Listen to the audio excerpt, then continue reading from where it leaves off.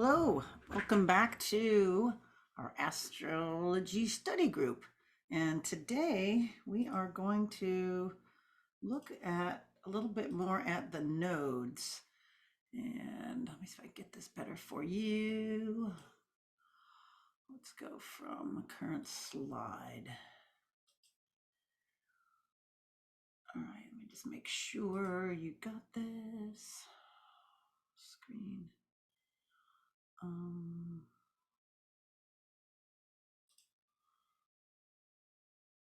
think this is what I want. We'll see if this works. If I go forward to the next one. Yes, awesome. Okay, so it's like it's funny. You got to work several things, make sure they all work at once. So, what are these dang moon nodes anyway, and why do they make a difference? So, basically, we're going to look at. I want to give you a little bit of astronomy without getting too confusing. There are some really good videos on YouTube, and people go into this just in detail. I just want to give you like wet your whistle a little bit, just give you a little idea in your head, especially those who aren't spatially oriented, which I'm not. I have to see the actual picture in front of me, and it's got to be like a real baby picture. So anyway, we got the Earth there, and you can see that the Earth is going around the sun. You can see the little arrows there. Let me grab my pointer. You see, and it's going around the sun. Here's the Earth. So the Earth's going around the sun. And then we also have the moon going around the Earth. So there's a point where both of those paths cross, and it's called the ecliptic. I'm sorry, that's called the moon nodes. The ecliptic is where the Earth goes. It's like it's this plane here that it goes around the sun, and all the other planets are at that level. They're not like helter skelter all over the place. They're all along this, they're along this pull that the sun has of all the planets. They're all sort of lined up. You've seen pictures of that. So the points where these invisible places where these points cross are where we have our eclipses every year, or twice a year, and that is what's called the north and the south node.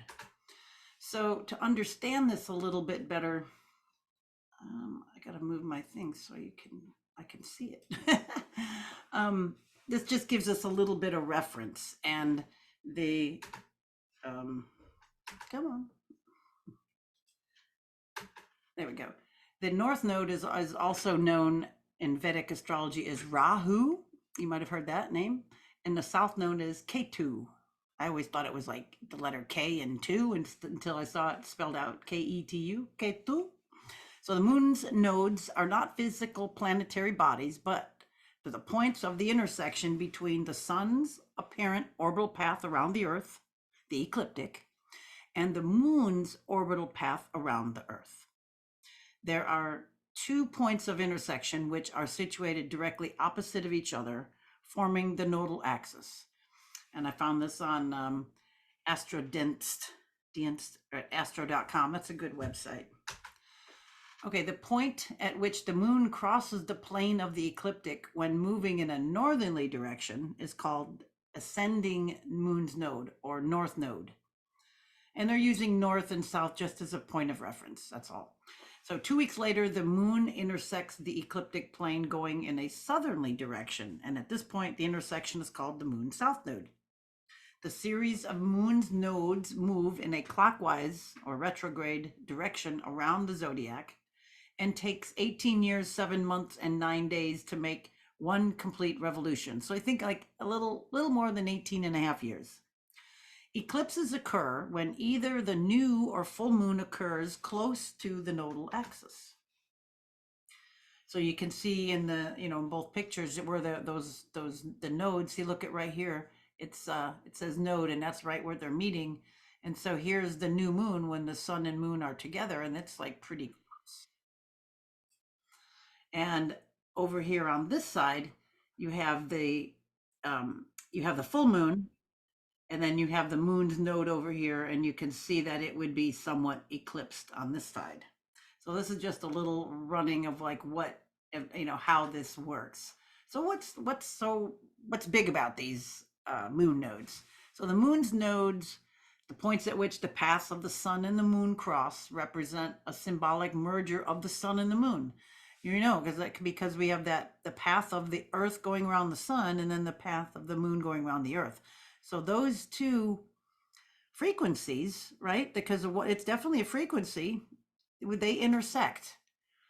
So that you think about, it's the meeting of two poles, the masculine and the feminine, the moon, the feminine, the sun, the masculine. So the descending or south node is associated with our past, whether in a karmic sense of things brought over from past lives into the present one, or in the sense of the influence of the past in the present life, such as one's inherited traits and childhood. The south node may also show an area of life where the person is proficient, but yet where little growth will occur. The person's comfort zone. It's not necessary to believe in karma and reincarnation to work with the moon's nodes. So the ascending or north node stands for the future or direction which the person should develop. This direction may be similar to the rest of the chart, or it may suggest new and unfamiliar territory. The challenge is not to leave behind the south node, but to achieve a balance between the two, whereby the experience gained at the south node can be used to further the development of themes represented by the north node. Okay, so that's our whole deal with the nodes. You'll see, I think you can see this picture here, how to see where they are. So this is just a little bit in space, just like, from the sun, and you can see the earth over there, and then the constellations behind it. That was all. I was just, so that way you can know where it's at, ideally.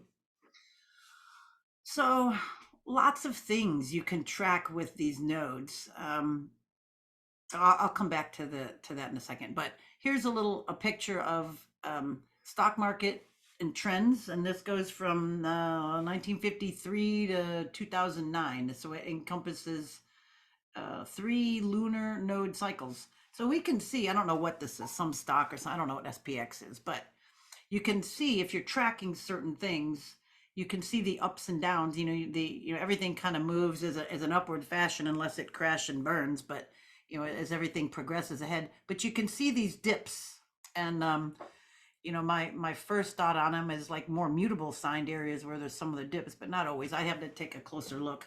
But anyway, that was my first thought. But you can use this to track trends, So, our north node is like, when we look at it in our natal chart, that's where, is that the last couple slides, this is like where you're going, where you're moving toward. And we tend to celebrate and love our going toward our north node, because that's where we gain things, material things, but where we're gaining a new part of ourselves.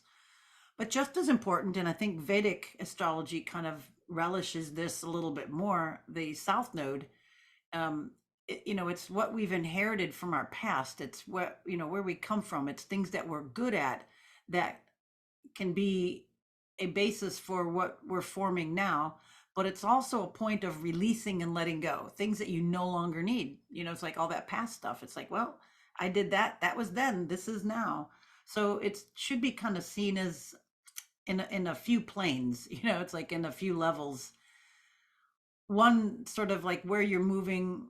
Another one is, another way to look at your north node is, more materialistic sense. I mean, where you're moving to, of course, on some levels, unless it's, you're on just a total spiritual quest, which is then a whole nother issue. But the timing of these is important because we go through cycles, which I'm going to talk a little bit more about in a second. But the lunar nodes switch signs every 18 months. What do we say? 18 months, 18 and a half months, basically. And it takes almost 2 decades for the nodes to cycle through all the 12 zodiac signs.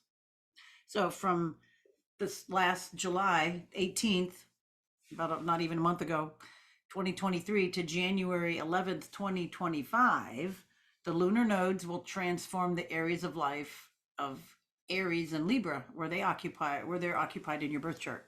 So the lunar nodes are crossing the Aries Libra axis, will also set off a new series of eclipses and a brand new eclipse season.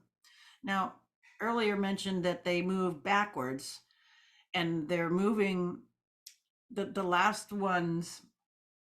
These are the Aries Libra. We're just going how do I say it? We're coming from Taurus Scorpio, and we're moved into uh we moved into Aries Libra, and the next cycle will be the Pisces Virgo. So we're going backwards that way. I mean, it's clockwise as you look at a chart, but it's backwards through the signs. So the North Node was in Taurus, and then now it's just moved into Aries. So that means it moves into if it's moving from Taurus into Aries, it's moving into the last degrees of Aries, not the first degrees. So it's going to, hit 29 degrees first and 28 and 27 and go backwards through the number systems. So, what else do I want to tell you about that? I guess that's it for now. We'll move to the next one.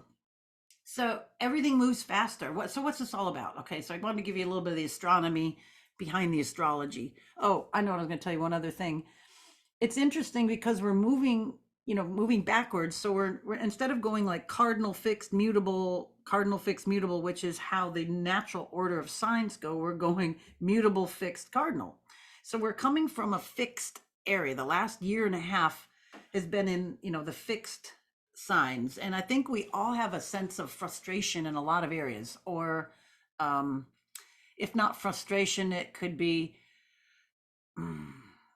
a sense of redoing, patience, wait a little longer, investigate. And then, we're now, I think, as a collective, kind of getting itchy to move on, to get past that. And that's a real big impetus as we move into the North Node moves into Aries.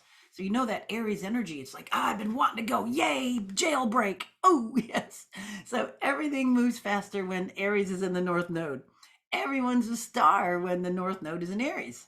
So if you thought TikTok rage would bottom out soon, guess again.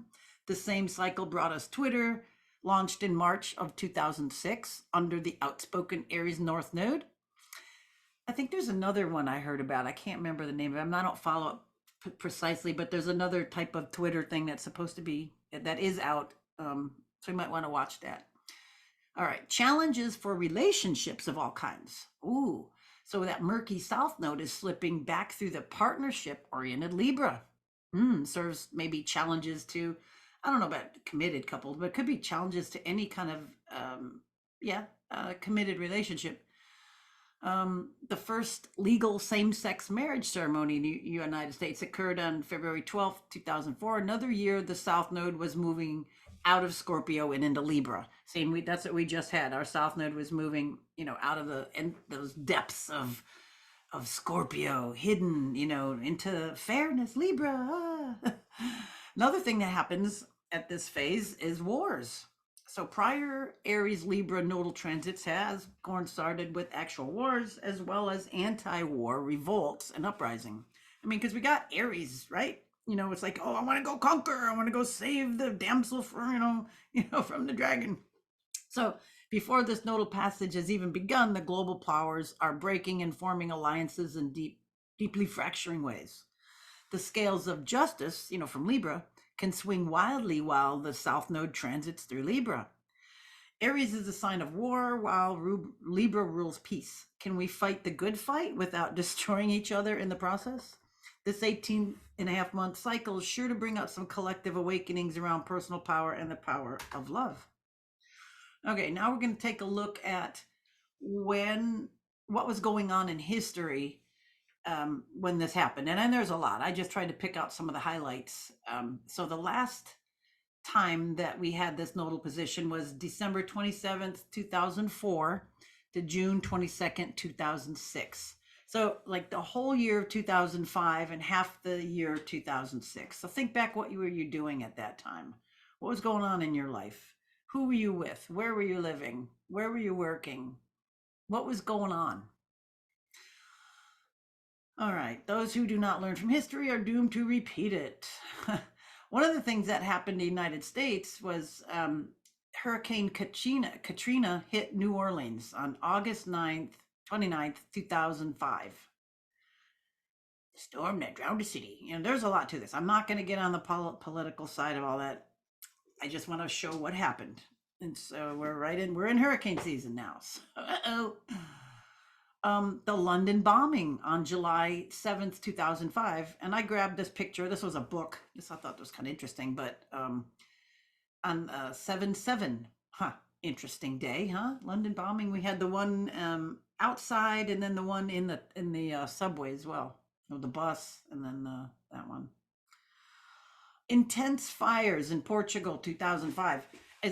Just as I was loading this up, I saw horrible headlines of a fire raging in California, just wiping out the Joshua trees.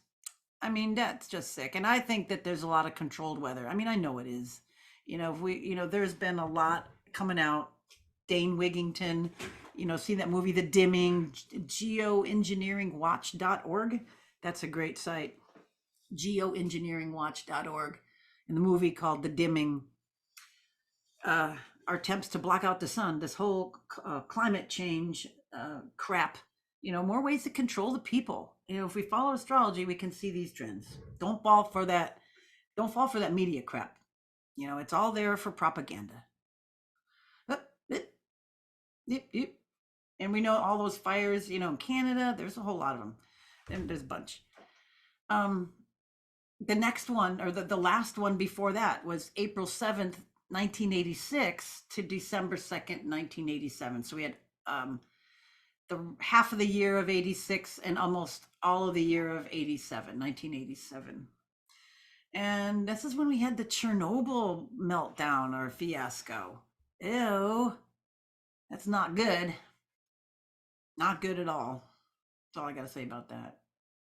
We shouldn't even have that. We should have this under much, much, much better situation. Anyway, the Challenger disaster. Remember when that thing blew up on the, was that right after it took off, right? I think, or on the launch pad. I can't remember exactly how it went down. I don't have TV. I haven't had TV. I haven't watched TV, but I watch news and I research.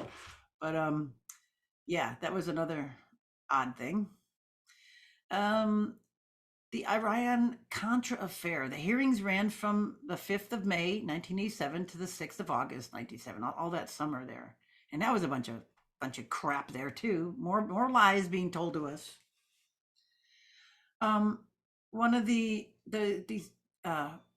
Black Dragon fire in China and Russia burns 2.5 million acres, one of the largest in history, started during the month of May in 1987. Look, another time again. I mean, we have fires, but these are bad fires. These are infernos. These are, I think a lot of them are staged, but I mean, times are right for doing that. And we've got way more technology to not do this. I mean, if the forests are managed correctly, not done like they're doing, like these super left leaning people that are in charge of a lot of these areas are wanting to do, this stuff happens. But when you do the correct maintenance of your wildlife and your woodlands, when you do controlled burns and you do it right, you trench and you do the stuff, it doesn't happen. This crap doesn't happen anymore. I'm sorry. Okay. The last one before that, August 20th, 1967 through April 19th, 1969. Well, we know the 60s. There was a lot of other things going on in that time. Some of the disruptive Uranus, I think Saturn connections and some different, there's that. But lots of volatile years here, but there was, a lot of other things going on, much like now. Well, we had Martin Luther King assassination on April 4th, 1968. Yeah. And then Senator Robert Kennedy assassinated on June 6th, 1968. That is weird. I mean, look at this picture. I mean, his eyes, he looks alive. It just doesn't look like a dead person right there. I don't know. It's just strange. Civil Rights Act of 1968, President Johnson signed that into action. Mm-hmm. Too bad things got to be. I mean, there's no reason for this stuff. There's just no reason for this. This is just the rich oligarchs getting away with more crap, taking more of our stuff. Now it's finally coming out, but they have built up such such a trench and have so many minions in place in all kinds of and every area. They're all wrapped up, and and then people that don't have any clue about this stuff are just ignorant. They just don't have a clue.